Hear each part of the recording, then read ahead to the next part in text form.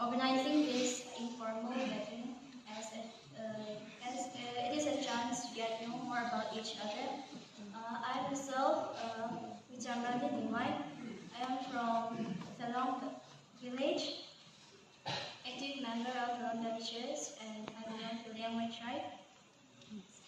Okay, thank you, sister. Here is your question. Since you are my roommate, I would ask you the easiest one. No partiality. If you had to choose between peace, love, and happiness, what would you choose and why? I'll choose love because in